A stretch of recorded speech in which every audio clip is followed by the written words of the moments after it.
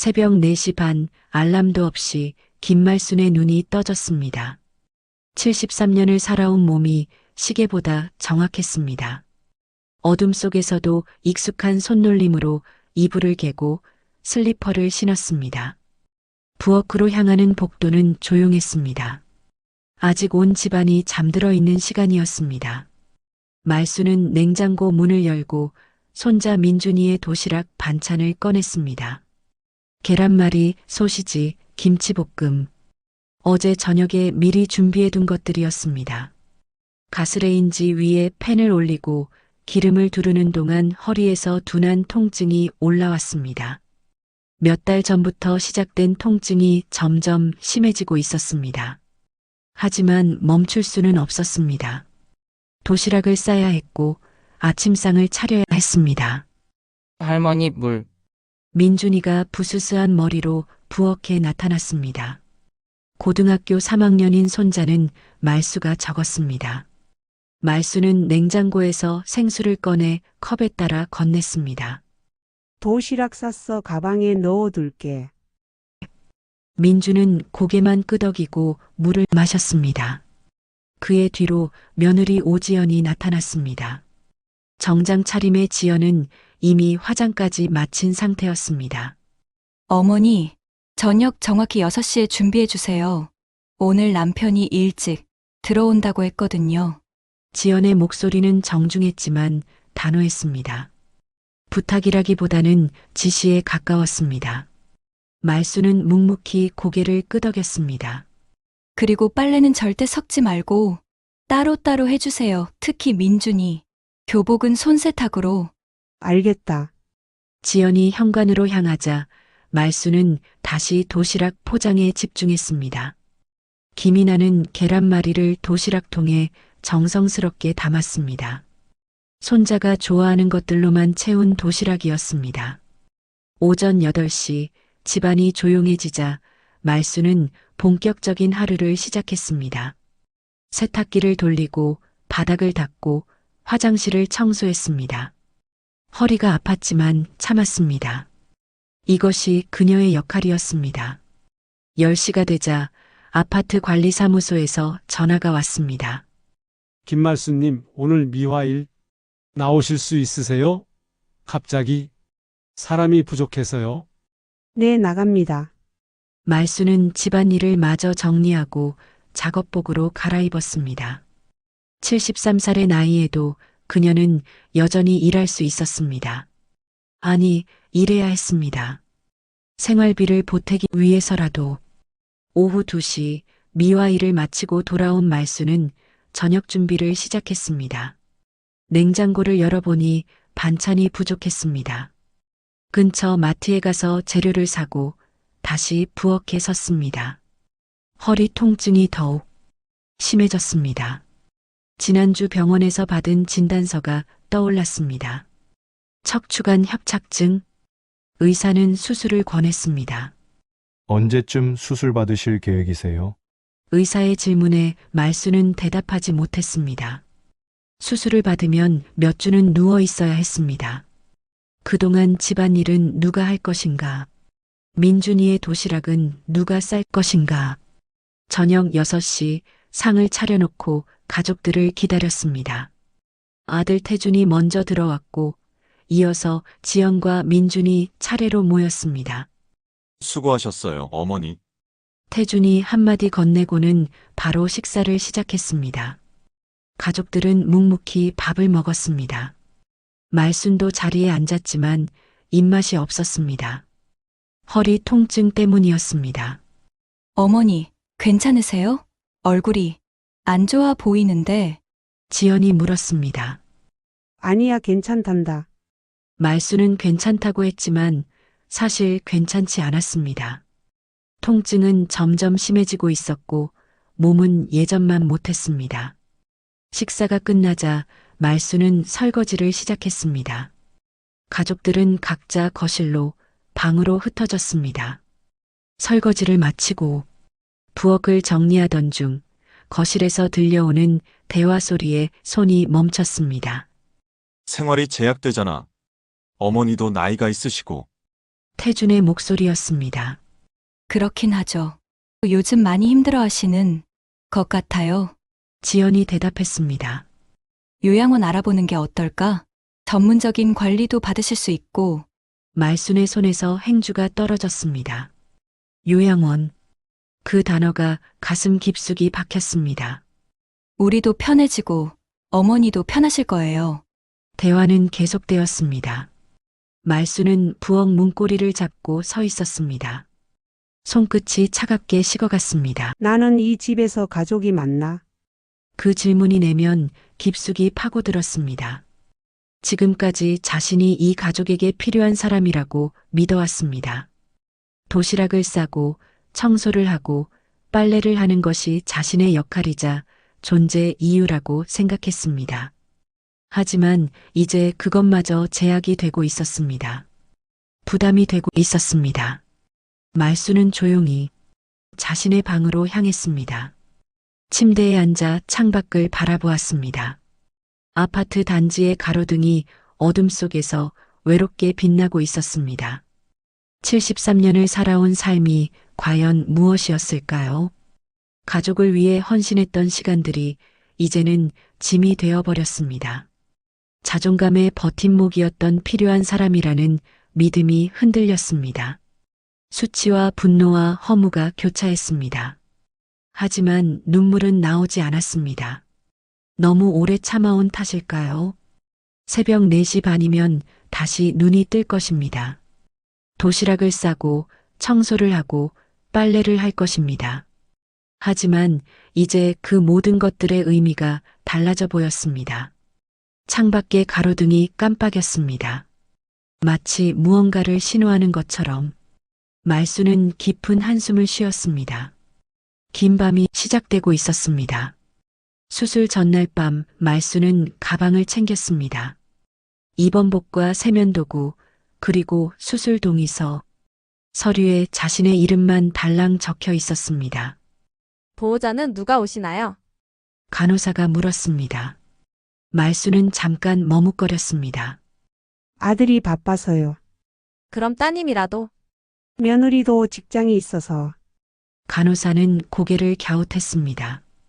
보호자란이 비어있는 수술 동의서를 다시 한번 살펴보았습니다. 수술실 앞에서 기다리는 동안 말수는 혼자였습니다.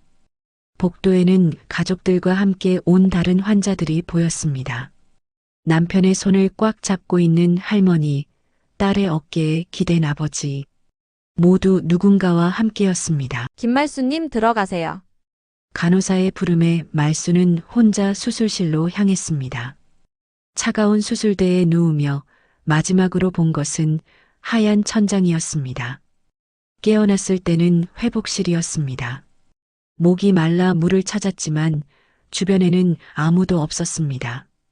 간호사를 부르려 했지만 목소리가 제대로 나오지 않았습니다. 물 좀. 겨우 나온 목소리는 너무 작았습니다. 한참 후에야 간호사가 지나가며 물컵을 건넸습니다. 가족분들은 언제 오시나요? 모르겠어요. 사실 아무도 오지 않을 것이라는 걸 알고 있었습니다. 태주는 출장 중이라 했고 지연은 중요한 회의가 있다고 했습니다. 민주는 수능을 앞둔 상황이었습니다. 이틀 동안 병원에서 혼자 지냈습니다. 회진 때마다 의사는 보호자가 있는지 물었고 말수는 같은 대답을 반복했습니다. 퇴원하는 날 택시를 타고 집에 돌아왔습니다. 허리에는 아직 수술 부위가 아팠고 걸음도 조심스러웠습니다.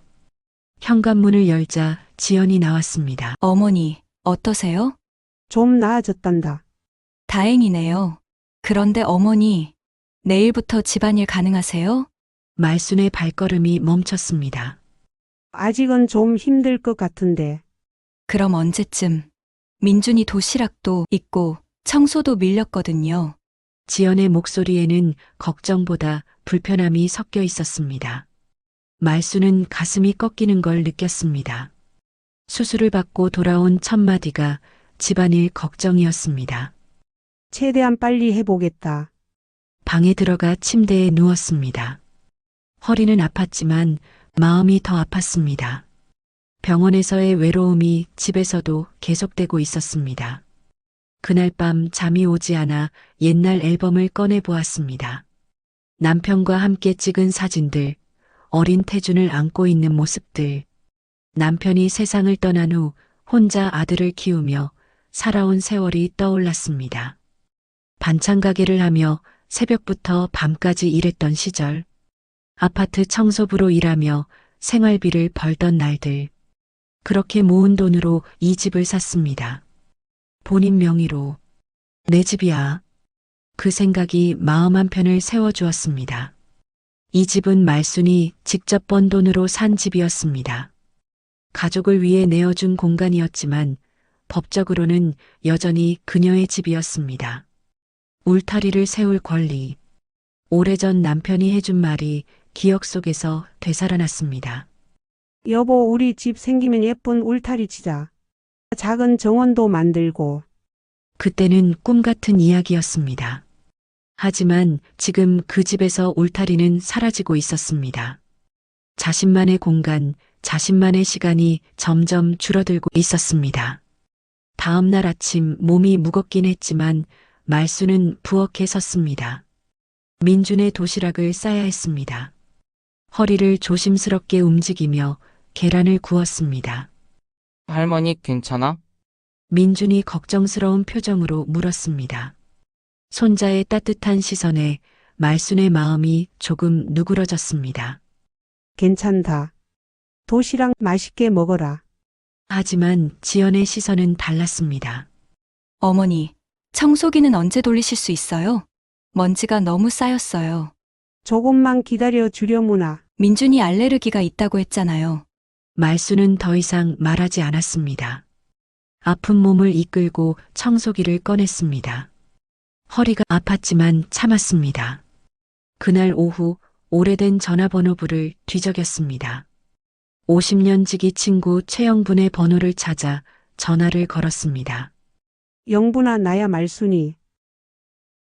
어머, 말순아, 오랜만이다. 어떻게 지내? 영분의 반가운 목소리에 말순의 목소리도 밝아졌습니다. 요즘 어떻게 지내니? 나는 혼자 잘 지내고 있어, 너는?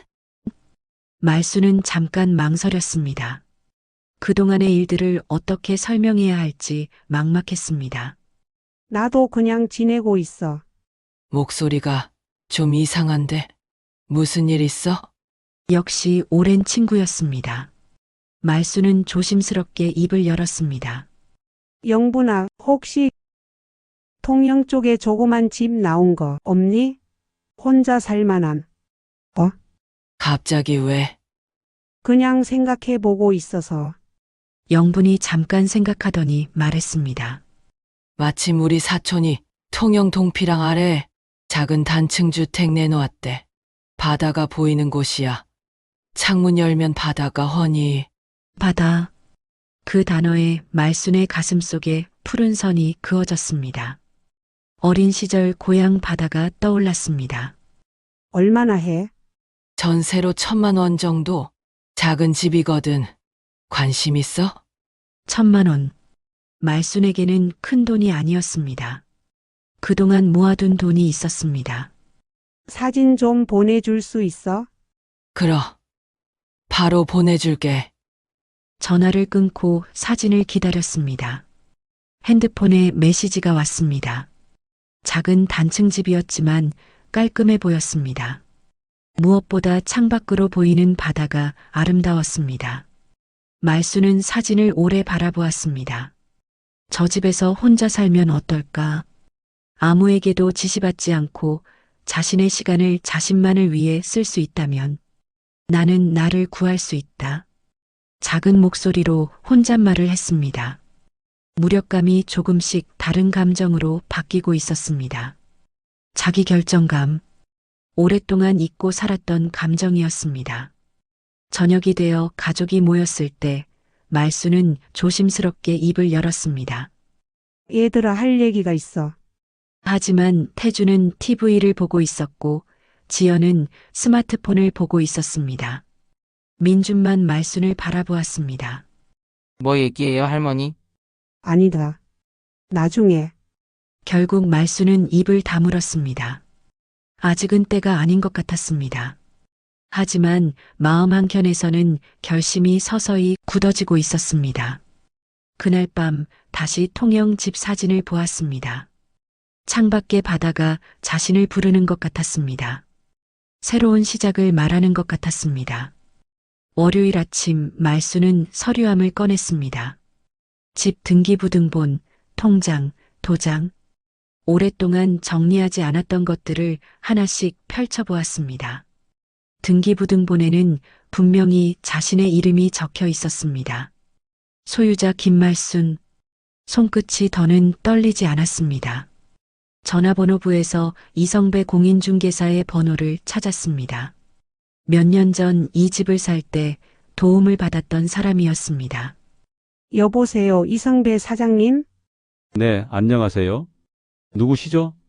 김말순입니다. 몇 년 전에 아파트 중개해 주셨던. 아, 말수님. 오랜만입니다. 어떻게 지내셨어요? 잘 지냈어요. 그런데 사장님, 집을 금매로 내놓으려고 하는데요. 전화 너머가 잠깐 조용해졌습니다. 금매요? 무슨 일 있으신가요? 사정이 생겨서요. 빨리 처리했으면 좋겠어요. 알겠습니다. 언제 한번 뵐까요? 지금 당장도 괜찮아요. 1시간 후 이성배가 찾아왔습니다.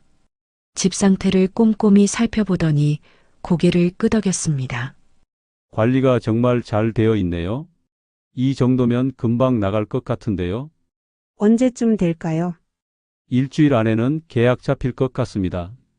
말수는 달력을 꺼내 펜으로 동그라미를 그었습니다. 일주일. 생각보다 빨랐습니다. 다음 날부터 매수 문의 전화가 몰려들었습니다. 집 상태가 좋고 가격이 합리적이라는 이유였습니다. 말수는 가장 먼저 연락한 신혼부부와 계약하기로 했습니다. 수요일 계약이 성사되었습니다. 잔금일은 다음 주 금요일, 그리고 그 다음 주에는 통영으로 떠나기로 했습니다. 달력에서 그 날짜들을 확인하고 페이지를 조심스럽게 접어 넣었습니다. 되돌릴 수 없는 날들이었습니다. 목요일 아침 지연이 가방을 챙기며 말했습니다. 어머니, 우리 내일부터 강릉으로 가족여행 가요. 사흘 있다 올게요. 그래, 잘 다녀와. 혹시 무슨 일 있으면 전화하세요. 가족들이 떠나자 집은 조용해졌습니다. 말수는 본격적으로 짐을 정리하기 시작했습니다. 옷장을 열어보니 입지 않는 옷들이 대부분이었습니다. 몇 벌만 골라 박스에 넣었습니다. 책장의 책들도 마찬가지였습니다. 정말 필요한 것만 남겼습니다. 부엌 그릇들을 정리하면서 문득 웃음이 났습니다. 가족 4명 분량의 그릇을 왜 이렇게 많이 가지고 있었을까요? 이제는 혼자 쓸 것들만 있으면 되었습니다. 살림을 정리하다 보니 자신의 물건이 생각보다 적다는 걸 깨달았습니다.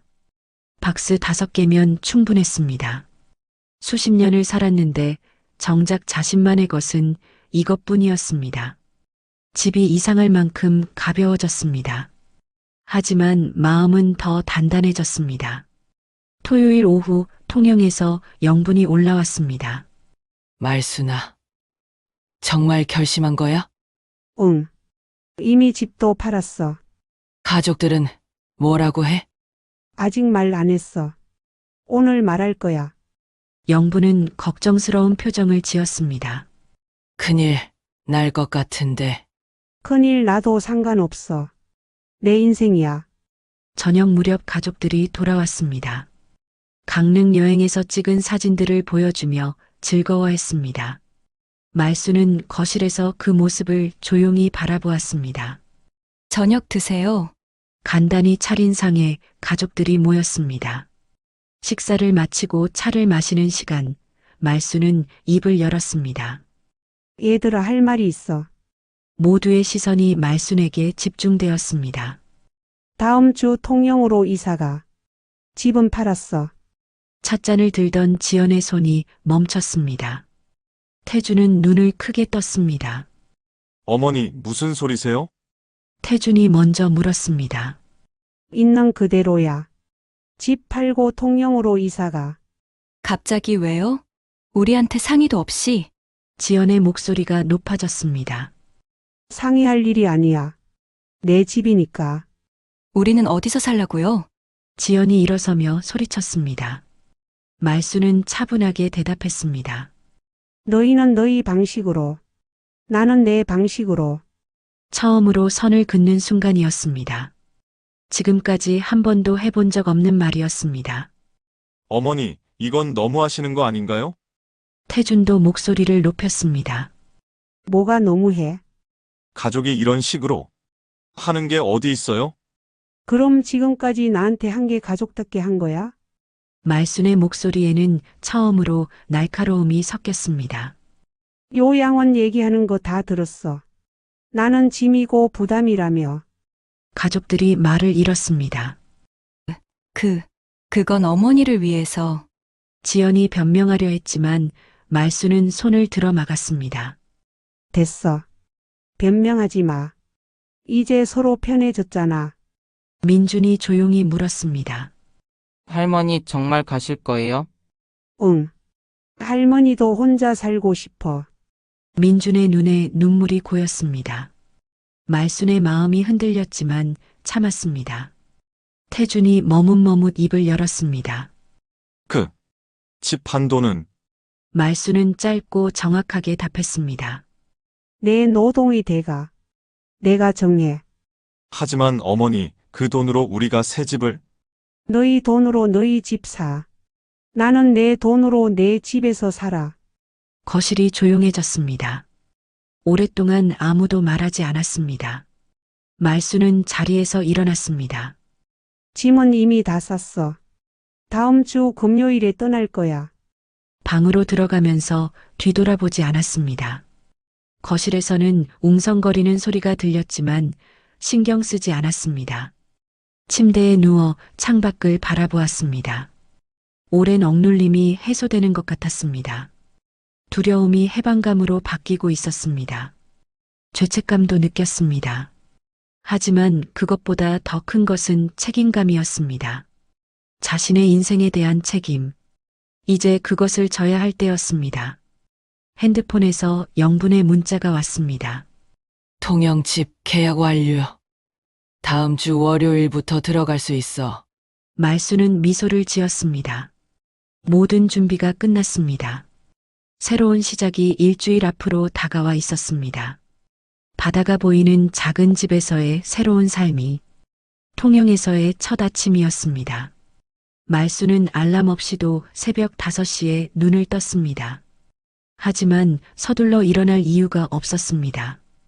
챙겨야 할 도시락도 차려야 할 아침상도 없었습니다. 창문을 열었습니다. 바다가 한 통으로 밀려들었습니다. 푸른 바다가 눈앞에 펼쳐져 있었습니다. 파도 소리가 귓가에 닿았습니다. 낯설 만큼 따뜻한 소리였습니다. 서울에서 들었던 차 소리, 공사 소리와는 완전히 다른 세상이었습니다. 참 좋다. 작은 목소리로 혼잣말을 했습니다. 누군가에게 허락받지 않고 하는 첫 번째 감탄이었습니다. 부엌에서 차를 끓여 마셨습니다. 급하게 마실 필요도 없었습니다. 천천히 우려낸 차가 입안에서 향을 풀어놓았습니다. 오전 10시경 누군가 문을 두드렸습니다. 누구세요? 옆집 사는 김복순입니다. 문을 열자 80살 정도로 보이는 할머니가 서 있었습니다. 손에는 반찬 2개가 들려 있었습니다.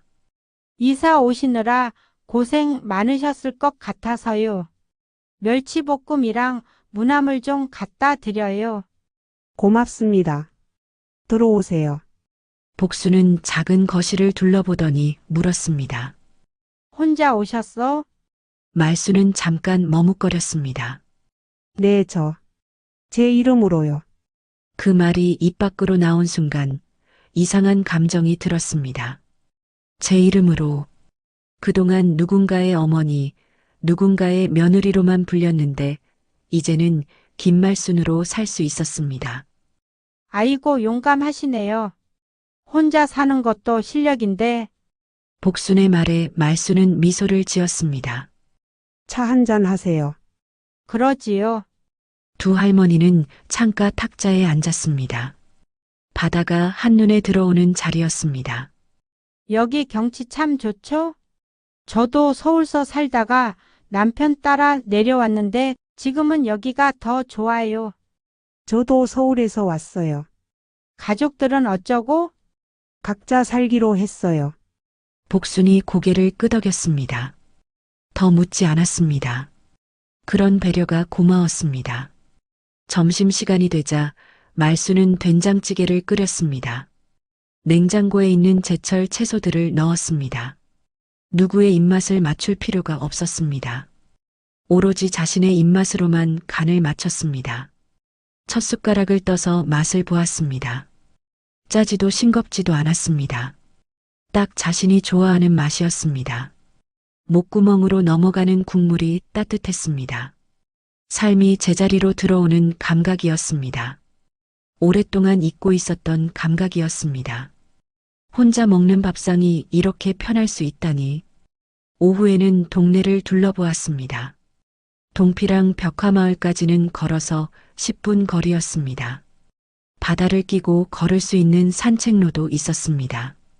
저녁에는 영분이 전화를 했습니다. 어떠니? 살만하지? 응, 좋아. 바다도 보이고. 다행이다. 걱정했거든. 고마워. 내 덕분에 좋은 곳 찾았어. 통영에서의 시간이 흘렀습니다. 아침에는 바다를 보며 차를 마시고 오전에는 가까운 시장에 장을 보러 갔습니다. 오후에는 산책을 하거나 책을 읽었습니다. 복순과는 자주 차를 마시며 이야기를 나눴습니다. 서로의 과거를 깊이 묻지 않았지만 현재를 함께 나누었습니다. 말순 씨, 표정이 많이 밝아졌어요. 복순이 어느 날 말했습니다. 그런가요? 처음 왔을 때는 좀 무거워 보이더니 지금은 많이 편해 보여요. 정말 그런 것 같았습니다. 거울을 보면 표정이 부드러워져 있었습니다. 석 달이 지난 어느 날 예상치 못한 방문객이 있었습니다. 아들 태준이었습니다. 어머니, 현관에 선 태준의 얼굴은 초라해 보였습니다. 어떻게 여기까지? 영분 이모한테 주소 물어봤어요. 거실로 들어온 태준은 창밖 바다를 바라보았습니다. 여기 정말 좋네요. 앉아. 차를 끓여주며 말수는 아들을 살펴보았습니다. 살이 빠진 것 같았습니다. 어떻게 지내니? 장모님 댁에서 지내고 있어요. 태준의 목소리가 작았습니다. 힘들지? 눈치 보이죠? 아무래도 태준이 고개를 숙였습니다. 지연이랑 민준이는? 지연이는 회사 기숙사에서 지내고 있어요. 민준이는 저랑 같이.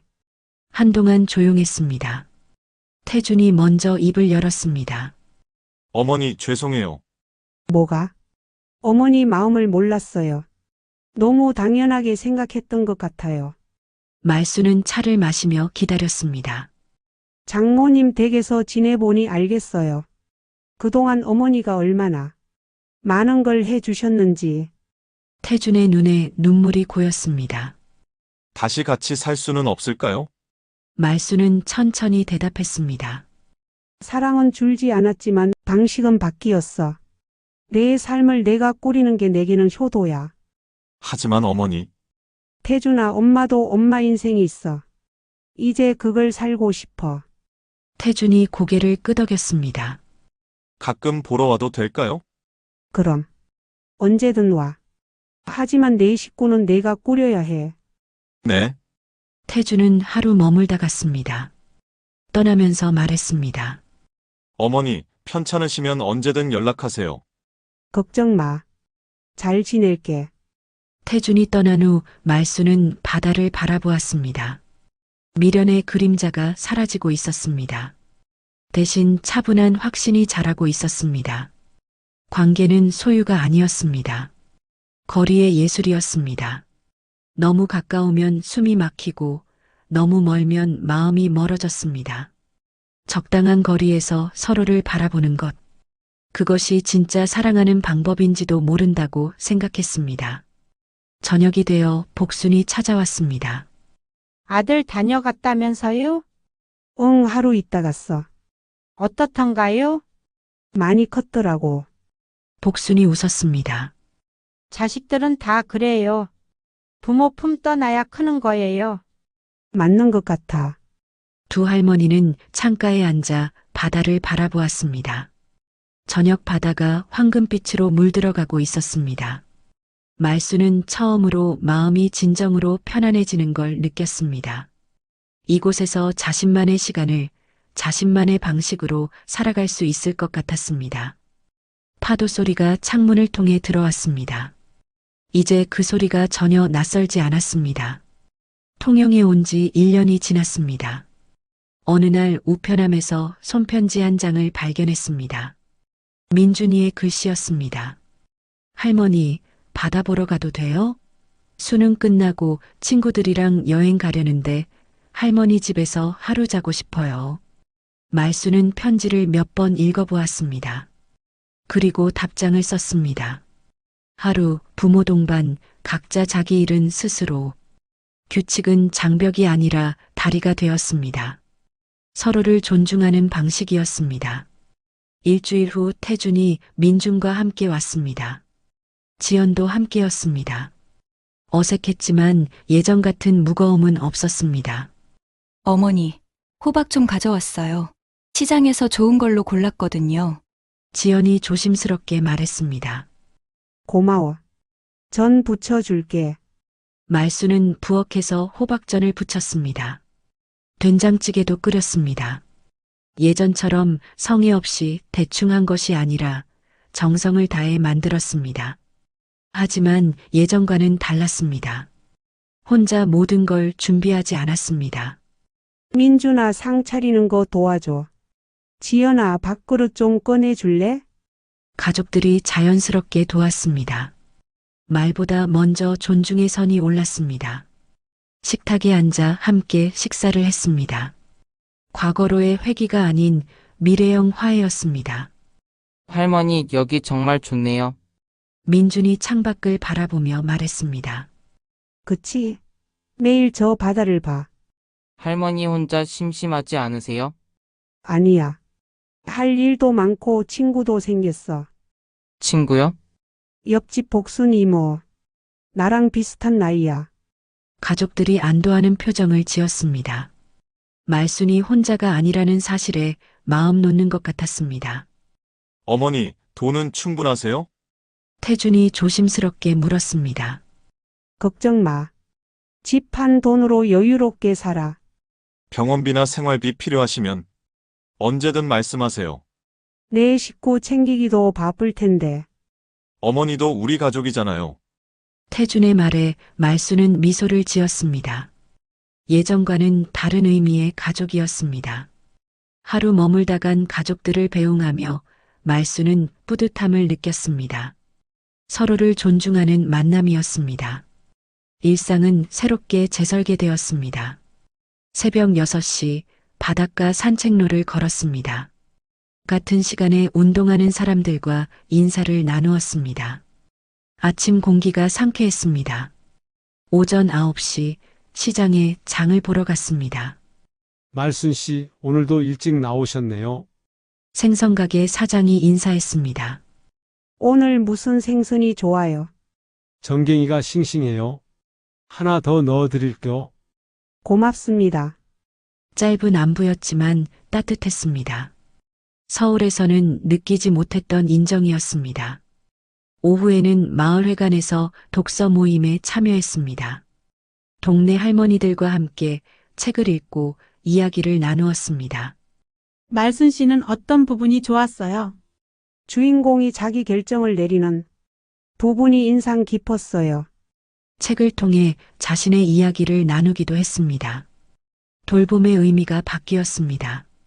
타인을 향한 일방적인 돌봄이 아니라 자기 돌봄과의 균형이었습니다. 자신을 돌보는 것이 이기적인 게 아니라 필요한 것임을 깨달았습니다. 저녁이면 복순과 차를 마시며 하루를 정리했습니다. 말순 씨, 표정이 정말 좋아졌어요. 그런가요? 처음 왔을 때랑 완전히 달라요. 편안해 보여요. 정말 그랬습니다. 거울을 보면 예전과 다른 자신이 있었습니다. 더 밝고 더 단단해진 얼굴이었습니다. 어느 날 저녁 혼자 생각하는 시간을 가졌습니다. 가족이니까라는 말, 그 말로 가려졌던 것들이 있었습니다. 무급 노동, 경계의 부재, 개인의 희생. 하지만 이제는 달랐습니다. 울타리를 세워 사랑을 지키는 거리를 만들었습니다. 너무 가깝지도 너무 멀지도 않은 거리. 그 거리에서 서로를 바라보니 더 잘 보였습니다. 서로의 소중함이 더 선명해졌습니다. 해질녘 작은 베란다에서 난간을 닦았습니다. 바다가 황금빛으로 물들어가고 있었습니다. 김말순 이제 내 이름으로 산다. 작은 목소리로 중얼거렸습니다. 파도가 왔다가 물러갔습니다. 끊임없이 반복되는 움직임이었습니다. 하지만 그 속에서 바다는 변하지 않고 자기 자리를 지키고 있었습니다. 자신도 그런 것 같았습니다. 변화 속에서도 변하지 않는 자신만의 자리를 찾았습니다. 잔잔하지만 단단한 숨이 가슴에서 고였습니다. 희생 일변도의 삶에서 벗어나 자기 결정, 경계, 상호 존중의 삶으로 완전히 이동했습니다. 남은 날들이 추가의 삶처럼 느껴졌습니다. 지금까지 살아온 날들 위에 새로 쌓아가는 시간들, 자신만의 속도로 자신만의 방식으로 살아갈 시간들, 복순이 찾아왔습니다. 말순 씨, 저녁 뭐 해 드셨어요? 된장찌개 끓였어. 같이 먹을래? 좋지요. 두 할머니는 함께 저녁을 먹었습니다. 서로의 하루 이야기를 나누었습니다. 소소하지만 따뜻한 시간이었습니다. 말순 씨, 여기 와서 행복해 보여요. 정말 행복해. 이렇게 사는 줄 몰랐어. 늦었다고 생각하지 마요. 지금이 시작이에요. 복순의 말이 맞았습니다. 74살의 새로운 시작이었습니다. 밤이 깊어가며 복순이 돌아갔습니다. 말순은 혼자 바다를 바라보았습니다. 별이 뜨기 시작했습니다. 바다 위로 별빛이 흩뿌려졌습니다. 김말순, 이제 그 이름으로 살고 있었습니다. 누군가의 엄마, 누군가의 시어머니가 아닌 김말순으로 가족과의 사랑은 여전했습니다. 하지만 방식이 달라졌습니다. 건강한 거리에서 서로를 존중하는 사랑. 파도 소리가 창문 너머로 들려왔습니다. 이제는 완전히 친숙한 소리였습니다. 매일 밤 들려주는 자장가 같았습니다. 내일도 새벽에 눈이 뜰 것입니다. 하지만 누군가를 위해서가 아니라 자신을 위해 일어날 것입니다. 바다를 보며 차를 마시고 산책을 하고 책을 읽을 것입니다. 자신만의 시간을 자신만의 방식으로 채워나갈 것입니다. 그것이 진짜 사는 것이라는 걸 이제 알았습니다. 파도가 다시 한번 밀려왔다가 물러갔습니다. 잔잔하고 평온한 밤이었습니다. 감사합니다. 구독과 좋아요는 큰 힘이 됩니다.